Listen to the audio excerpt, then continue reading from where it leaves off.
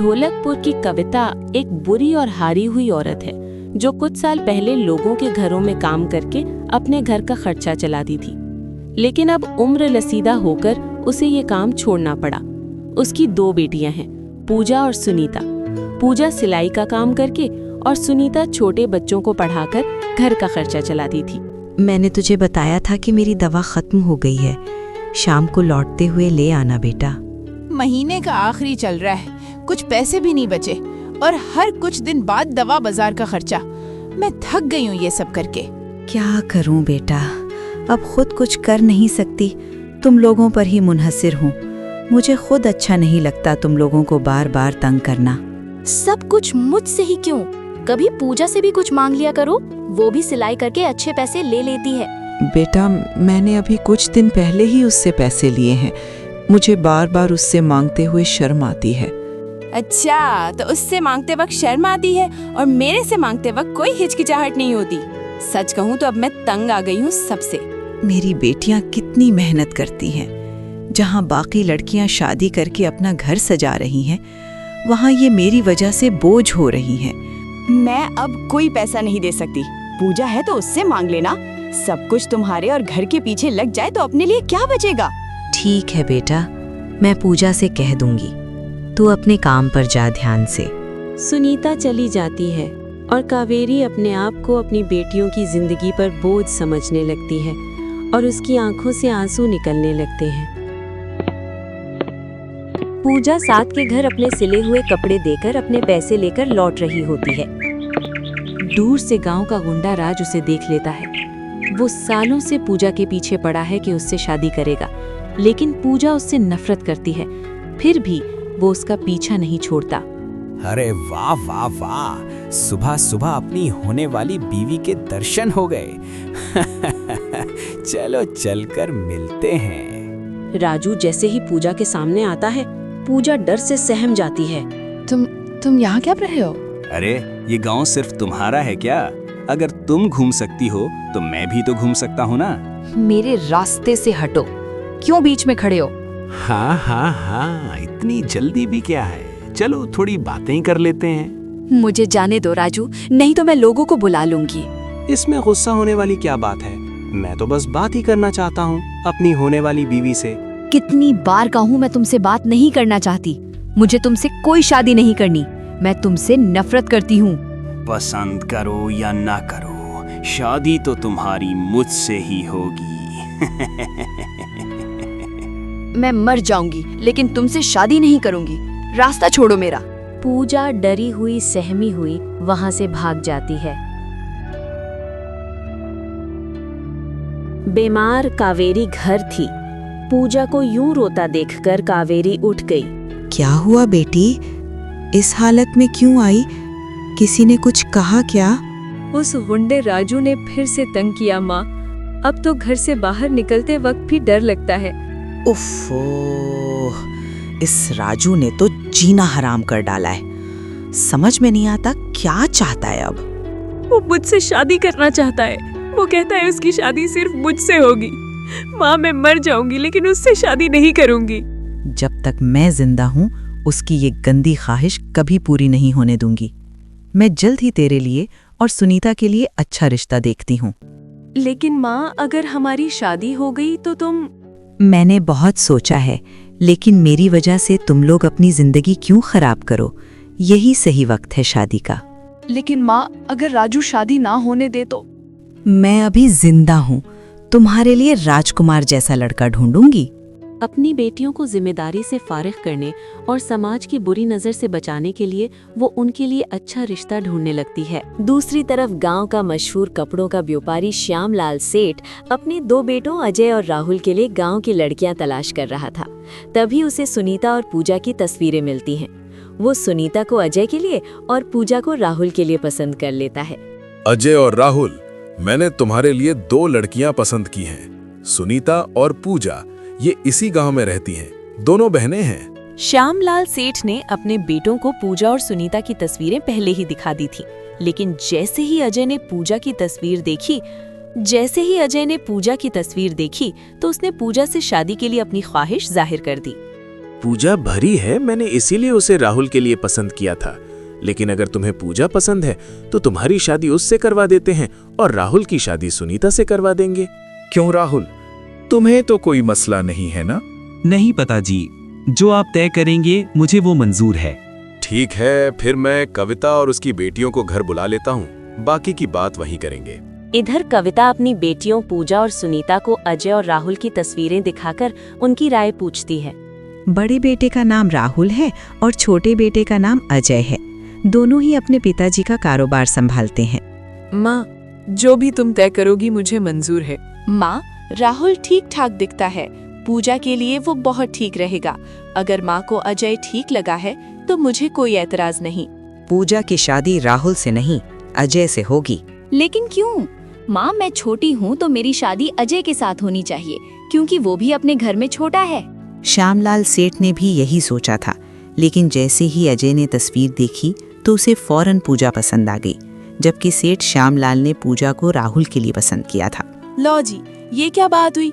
मैं छोटी हूँ तो मेरी शादी अजय के साथ होनी चाहिए, पूजा बड़ी है और उसकी शादी राहुल के साथ होनी चाहिए। माँ, क्यों ना तुम सेठ से सुनीता के लिए ही बात करो, मुझे राहुल से कोई मसला नहीं है। लेकिन अजय ने पूजा को पसंद कर लिया है, अगर जबरदस्ती करेंगे तो रिश्ता टूट जाएगा। बचपन से मेरी हर पसंद की चीजें पूजा ले जाती है और अब मेरे पसंद के लड़के ने उसे पसंद कर लिया है। ये मेरी बहन नहीं, मेरी दुश्मन है। इस तरह पूजा और अजय और सुनीता और राहुल की शादी पक्की हो जाती है। लेकिन सुनीता मन ही मन में ठान लेती है कि वो पूजा को सुकून से रहने नहीं देगी। राजू को जब पता चला कि पूजा की शादी अजय से तय हो गई है तो वो सीधा कविता के घर पहुंचा और तोड़ फोड़ करना शुरू कर दी।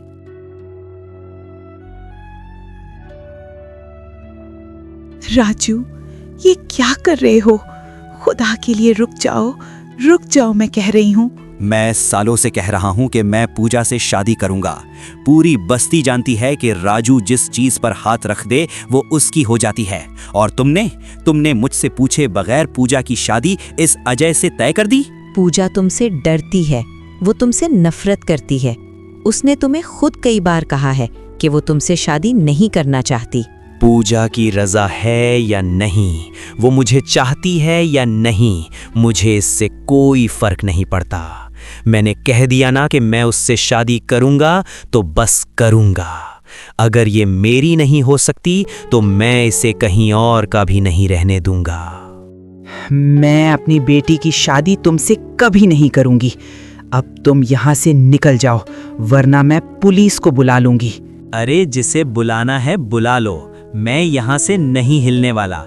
मैं भी देखता हूँ उसकी शादी किसी और से होती कैसे है। तो तुम शांति से नहीं जाओगे? तो अभी बताती हूँ मैं तुम्हें। कविता घर के अंदर से एक बड़ा सा चाकू लेकर आती है, जिसे देखकर राजू घबरा जाता है। कविता ऊंची ऊंची चिल्लाने लगती है, जिससे आसपास के लोग इकट्ठा हो जाते हैं। शादी के दिन पूरा घर सजा है, सब लोग घर पर मौजूद हैं। सेठ श्यामलाल कविता को बुलाता है। जी श्यामलाल बाबू, आपने बुलाया? ये अजय और राहुल की माँ के गहने हैं। उनकी माँ की आखिरी ख्वाहिश थी कि उनके घर की बहुएं उनके गहने पहने। अब तुम ये मेरी अमानत रखो और दोनों बेटियों में बांट दो। बारात कुछ ही देर में बस आने ही वाली है। कविता जेवरात पकड़कर घर के अंदर जाती है और जेवरात पूजा और सुनीता को दे देती है, लेकिन एक हार और झुमके का सेट पूजा को ज्यादा दे देती है। ये क्या, तुमने बड़ा हार और गहना पूजा को दे दिया, मेरा क्या? आहिस्ता बोलो, कोई सुन लेगा। पूजा घर की बड़ी बहू है, उसे थोड़ा ज्यादा देना पड़ेगा। तुम्हें भी तो एक जेवर मिला है ना? माँ, मुझे छोटा हार पहनने में कोई दिक्कत नहीं है, आप सुनीता को बड़ा हार दे दो। तुम दोनों मुझसे ज्यादा समझदार हो। अगर श्यामलाल बाबू या राहुल को पता चला कि हम आपस में लड़ रहे हैं तो वो क्या सोचेंगे? सुनीता, तुम्हें जो मिला है चुपचाप वही पहन लो। बड़ी बहू होने के नाते पूजा को ज्यादा से ज्यादा अहमियत और एहतराम मिल रहा है, जिसकी वजह से सुनीता अंदर ही अंदर जलने लगी और उसको दिल में बर्बाद करने के इरादे बनाती रही। शादी बहुत धूमधाम से हुई, पूरा गांव शादी की बात कर रहा था। पूजा और अजय बहुत खुश थे। अच्छा, मैंने तुमसे पूछा ही नहीं कि तुमने पढ़ाई कहाँ तक की है? घर की जिम्मेदारियां इतनी ज्यादा थीं कि मैं और सुनीता पढ़ ही ना पाए। गुर्बत ही हमारी साथी थी। अगर तुम्हें दोबारा पढ़ने का मौका मिले तो तुम क्या करोगी? अगर मुझे मौका मिले तो मैं पूरी मेहनत से अपनी पढ़ाई करूंगी ताकि माँ का नाम रोशन हो। लेकिन अब इन बातों का क्या फायदा? मैंने एक फैसला लिया है। तुम दोबारा से पढ़ाई शुरू करोगी। तुम मन लगाकर पढ़ोगी। तुम्हारी पहचान सिर्फ मेरी पत्नी के तौर पर नहीं होगी, बल्कि एक पढ़ी लिखी औरत के तौर पर होगी। क्या सच कह रहे हैं आप? मैं दोबारा पढ़ सकती हूँ क्या? हाँ हाँ बिल्कुल, पढ़ाई की कोई उम्र नहीं होती। मैं कल ही सरकारी स्कूल में जाकर तुम्हारी पढ़ाई के लिए बात करूंगा। मैं पढ़ाई में बहुत अच्छी तो नहीं थी, लेकिन मन लगाकर पढ़ती थी। बाद में सिलाई करके कुछ पैसे कमा लेती थी ताकि माँ की कुछ मदद हो सके। हाँ हाँ, तुम चिंता मत करो। मुझे पूरा यकीन है कि तुम अच्छे तरीके से करोगी और बहुत आगे जाओगी। और माँ की चिंता मत करो, उनके लिए मैंने एक आदमी रख दिया है, वो उनकी देखभाल अच्छे से करेगा। पूजा के दिल में एक खुशी की लहर बहती है। उसको ऐसा ही एक शौहर चाहिए था। अब वो फिर से अपने सपने देखना शुरू कर देती है। दूसरी तरफ राहुल और सुनीता की जिंदगी बिल्कुल मुख्तलिफ थी। राहुल उससे प्यार करता था, लेकिन सुनीता हमेशा उससे लड़ने के लिए तैयार रहती थी। इस घर में ना तो सुकून है ना ही शांति।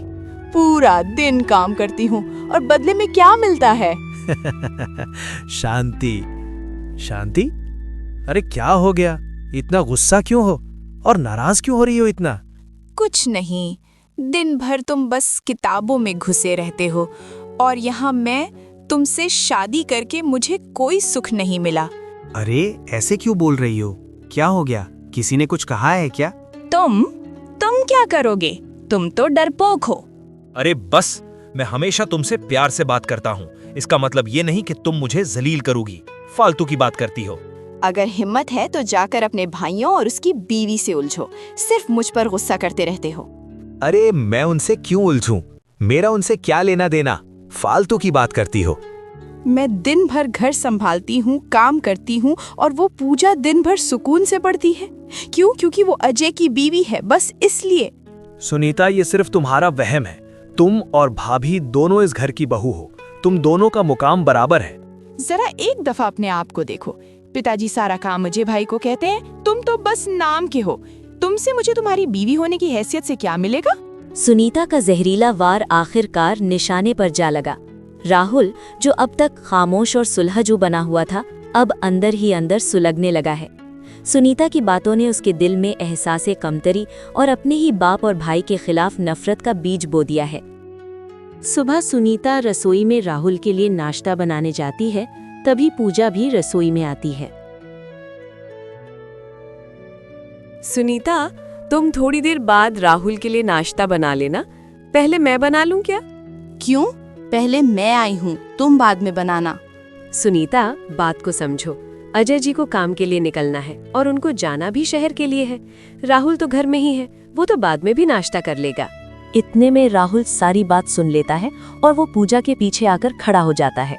अगर अजय शहर जा रहा है तो मुझे तो कोई काम हो ही नहीं सकता ना। हमेशा उन्हें का ही पहले नाश्ता बनेगा। मैं तो इंतजार ही करूंगा। अरे राहुल, मैंने तो बस इतना कहा कि तुम घर पर हो, बाद में भी कर सकते हो नाश्ता। पर मुझे अभी नाश्ता चाहिए। आज मेरा ही पहले नाश्ता बनेगा।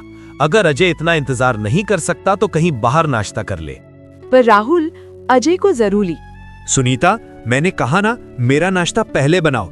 ये रसोई किसी एक की नहीं है। राहुल के इस बदलते हुए रवैये से पूजा को बहुत तकलीफ होती है। शादी के बाद पहली बार राहुल ने उससे इस लहजे में बात की थी। वो चुपचाप खड़ी रहती है और बर्दाश्त करती है। पूजा चुपचाप सर झुकाकर कमरे में आ जाती है। मुझे तो लगा तुम नाश्ता लेकर आई हो। खैर, अब समय नहीं बचा, मैं चलता हूँ। नाश्ता बनाने देती तो जरूर बना देती, लेकिन रसोई में घुसते ही मुझे जिल्लत उठानी पड़ी। अरे क्या मतलब? किसने तुम्हें जलील किया? किसकी इतनी हिम्मत हुई? कोई नहीं, छोड़ो। तुम्हें तो देर हो रही है, मैं तुम्हें बाहर तक छोड़ देती हूँ। बात को मत घुमाओ पूजा, साफ साफ बताओ तुम्हें किसने जलील किया? कुछ खास नहीं हुआ। मैं नाश्ता बनाने रसोई में गई तो राहुल बोला पहले मेरा नाश्ता बनेगा, और ये रसोई किसी एक की नहीं है। क्या? उसने ऐसा बोला? वो तो कभी ऐसे बात नहीं करता। मैं भी यही सोच रही थी, पहली बार उन्होंने मेरे से ऐसी बात की है। पता नहीं उन्हें क्या हो गया है। इसकी हिम्मत बहुत बढ़ गई है। रुको, मैं आज इसको सबक सिखाता हूँ। अरे छोड़ो, सुबह सुबह लड़ाई झगड़ा मत करो। हो सकता है उसकी सुनीता से लड़ाई हुई हो, इसीलिए गुस्से में हो। तुम कह रही हो बस इसीलिए जा रहा हूँ। अजय काम के लिए रवाना हो जाता है और पूजा राहुल के रवैये को याद करके दुखी होती है। कुछ दिन बाद श्यामलाल 10 एकड़ जमीन खरीदकर उसका मालिकाना हक अजय के नाम कर देते हैं। जैसे ही ये बात सुनीता को पता चलती है, वो सारी बात राहुल को बता देती है। राहुल फौरन अपने बाप से बात करने के लिए जाता है। बाबा, बचपन से जो आपने कहा मैंने सिर्फ वही किया, कभी आपकी नाफरमानी नहीं की। लेकिन आप कभी मेरे साथ ऐसा करोगे, मैंने कभी सोचा भी नहीं था। ये क्या बातें कर रहे हो? मैंने क्या कर दिया? आपने हमेशा अजय की पसंद को माना है। शादी में उसकी पसंद को माना, खाने में उसकी पसंद को माना, पढ़ाई में उसकी पसंद को माना। अरे मैं कहाँ हूँ, मेरी तो कभी कोई बात नहीं मानी। ये क्या बकवास कर रहे हो राहुल? तुम दोनों मेरे लिए बराबर हो, फालतू की बात मत करो। हाँ, ऐसी कोई बात भी नहीं है। हर कारोबार की बात आप उससे करते हैं, हर कारोबार की राय वो देता है। मैं क्यों? मैं तो बस एक कोने में लगा एक फालतू इंसान हूँ। क्योंकि अजय तुमसे ज्यादा बड़ा है और समझदार है। वाह, क्या बात है! क्या बड़ा होने से ही सबको फायदे मिलेंगे? आपने 10 एकड़ जमीन उसके नाम कर दी, मुझे क्या मिला? बस बहुत हो गया। मुझे भी ये जमीन चाहिए, अलग घर चाहिए और अपनी पत्नी के लिए अलग रसोई चाहिए, वरना मैं इस घर को आग लगा दूंगा। श्यामलाल को अपनी आंखों पर यकीन नहीं आ रहा। वो बेटा जो कभी ऊंची आवाज में बात नहीं करता था, आज जायदाद, अलग घर और अलग रसोई का मुतालबा कर रहा है, और वो भी धमकी के साथ।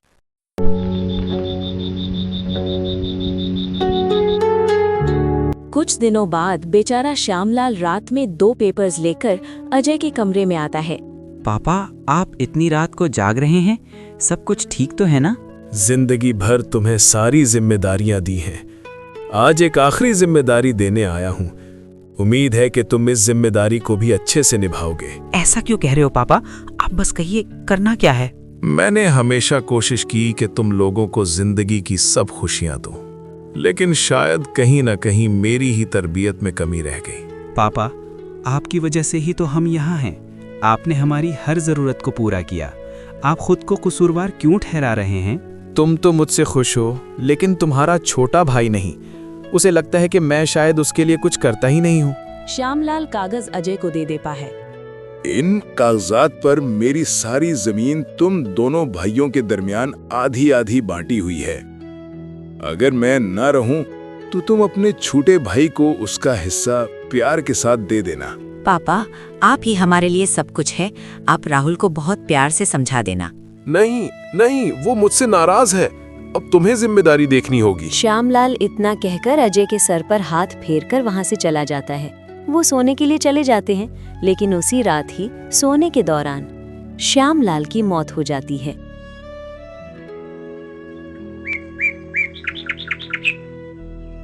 अजय पूरी तरह टूट जाता है, लेकिन राहुल में इतना दुख नजर नहीं आता। देखो, जो डर था वही हुआ। तुम्हारे पापा सब कुछ अजय को दे गए, अब हमें उसका नौकर बनकर रहना पड़ेगा।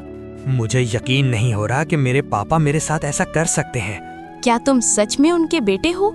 कोई बाप ऐसे कैसे कर सकता है? चुप रहो सुनीता, मैं कुछ नहीं समझ पा रहा। क्या समझना है? क्या है अब?